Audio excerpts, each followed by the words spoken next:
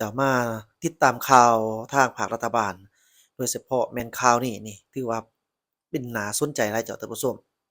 ฝากถึงผู้ที่เฮ็ดคอนเทนต์ผู้ที่สร้างความบิดเบือนผู้ที่สร้างความยุ่งยากให้กับสังคมสร้างความเดือดร้อนหยังต่างๆเฮ็ดคลิปไปแล้วบ่มีมูลความจริงฉะนั้นควรเบิ่งแล้วก็รับรู้เรื่องราวข่าวๆนี้ไว้อย่างถี่ถ้วนก่อนจะเฮ็ดหยังลงไป การใส่หายป้ายสีและกลุ่มแก๊งสแกมเมอร์แม่นหนึ่งในทางหลายๆเวียกงานจุดซุมที่รัฐบาลจะเร่งแก้ไขในเดือนนี้เวียกงานจุดซุมของรัฐบาลในเดือนมีนา2026นี่รัฐบาลจะเร่งแก้ไขปัญหาย่อท่อต่างๆรวมมีเวียกงานป้องกันชาติป้องกันความสงบทั่วปวงชนรอบด้านเอาใจใส่ติดตามสุกโย่เวียกงานก่อสร้างรากฐานการเมือง การพัฒนาชนบทและการแก้ไขความทุกข์ยากของประชาชนสกัดกั้นและแก้ไขปัญหาข้อต่างๆเป็นต้นแม่น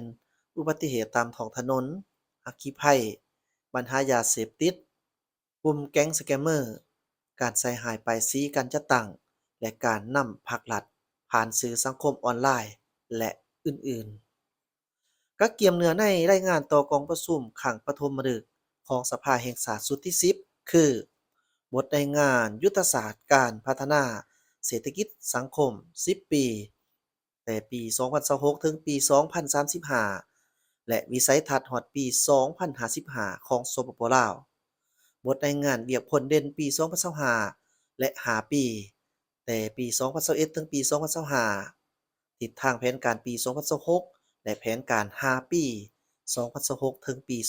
2030ของรัฐบาลนอกนั้นก็มีบทเสนอโครงประกอบคณะรัฐบาลบทกล่าวรับหน้าที่กาเกียมความพร้อมรอบด้านให้แก่การจัดกองประชุมสมัยสามัญครั้งปฐมฤกษ์ของรัฐบาลสุดที่10ที่จะจัดขึ้นในท้ายเดือนมีนาโดยเฉพาะแม่นเนื้อในบรรดาหัวข้อที่จะนำเข้าปรึกษาหารือในกองประชุมดังกล่าว นอกจากนี้รัฐบาลยังจะสืบต่อแก้ไขปัญหาความยุ่งยากทางด้านเศรษฐกิจการเงินโดยเฉพาะแม่นการปฏิบัติบรรดามาตรการของคณะเฉพาะกิจ19ทับกมสพให้บรรดากระทรวงองค์การและท้องถิ่นประเมินการจัดตั้งปฏิบัตินโยบายการสร้างเศรษฐกิจเอกราชเป็นเจ้าตนเองสืบต่อสุขโยบรรดาโครงการพัฒนาพื้นพลังงานไฟฟ้าสะอาดและพลังงานทางเลือก โครงการสายส่งเชื่อมต่อลาวจีนลาวเวียดนามเชื่อมต่อภายในประเทศคุ้มครองโครงการขุดค้นปรุงแต่งแร่ธาตุให้เข้มงวดส่งเสริมการปรุงแต่งเป็นผลิตภัณฑ์สำหรับแร่ธาตุที่สามารถสร้างมูลค่าเพิ่มก่อนส่งออกจำหน่ายสืบต่อติดตามสภาพการนิ่งติ่งของราคาสินค้าในท้องตลาดให้เป็นปกติ แก้ไขปัญหาหนูหล่นตลาดแก้ไขปัญหาดินยุบผ่านมา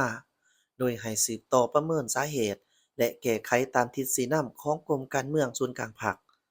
สวมใส่การเก็บรายรับงบประมาณจากแหล่งรายรับที่มีอยู่แล้วให้ไปตามทิศหันเป็นทันสมัยที่พรปรับปรุงหางมติว่าด้วยกำหนดหน้าเวียกและแบ่งความรับผิดชอบในการจัดตั้งปฏิบัติ การหันการเก็บรายรับเป็นทันสมัยที่กองประชุมรัฐบาลเปิดกว้างครั้งที่2ปี2025ได้ชี้นำผ่านมาให้สำเร็จโดยไวสืบต่อปรับปรุงและก่อสร้างบรรดาเส้นทางและครัวต่างๆโดยทุนที่มีอยู่แล้วให้สำเร็จตามแผนกำหนดสืบต่อพันขยายการจัดตั้งปฏิบัตินโยบายสุกโยส่งเสริมการก่อสร้างเส้นทางในระยะใหม่ ตามมติ10ทับลบลงวันที่1กันยา2025โดยให้ฮีบฮ้อนปรับปรุงมติว่าด้วยการรับรองแผนการก่อสร้างและปรับปรุงขัวทางในระยะ2026ถึงปี2030ให้สำเร็จได้รายงานลายเส้นไวๆเอาใจใส่ติดตามสภาพการและสกัดกั้นปัญหาไฟไหม้ลามป่าแต่หัวทีโดยเฉพาะแม่นเขตท่องเที่ยวธรรมชาติ เขตต้นน้ำต่างๆ โดยสืบต่อจัดตั้งปฏิบัติตามคำสั่งเด็กที่11ทับนอยอย่างเข้มงวดให้เอาใจใส่ค คนขั้วออกไปตาดินให้บรรลุตามแผนการที่วางไว้ยกระดับทั้งด้านปริมาณและคุณภาพของเวียกงานพัฒนาการศึกษาการค้นคว้าวิทยาศาสตร์และการกีฬาให้สามารถตอบสนองได้กับความเรียกร้องต้องการของการพัฒนาและสภาพการในระยะใหม่ ให้สวมใส่การค้นคว้าวิทยาศาสตร์สร้างเป็นผลิตภัณฑ์ออกสู่สังคมให้นับมือนับหลายขึ้นตามทิศเศรษฐกิจเอกราชเป็นเจ้าตนเองพัฒนาส่งเสริมกีฬามวลชนและกีฬามืออาชีพให้กว้างขวางเอาใจใส่เสริมขยายมูลเสือกีฬาที่เป็นท่าแห้งให้เพิ่นเด่นสามารถอย่าได้เรียนประเภทต่างๆในระดับภาคพื้นและสากลสืบต่อปรับปรุงโครงสร้างพื้นฐานสิ่งอำนวยความสะดวก ทางด้านการท่องเที่ยวเป็นต้นแม่นเส้นทางในตัวเมืองท่องเที่ยวต่างๆสร้างแผนกิจกรรมอยู่บรรดาสถานที่ท่องเที่ยวติดตามกวดกาและคุ้มครองบรรดาบริษัทท่องเที่ยวโรงแรมเรือนพักหารอาหารและหารบันเทิง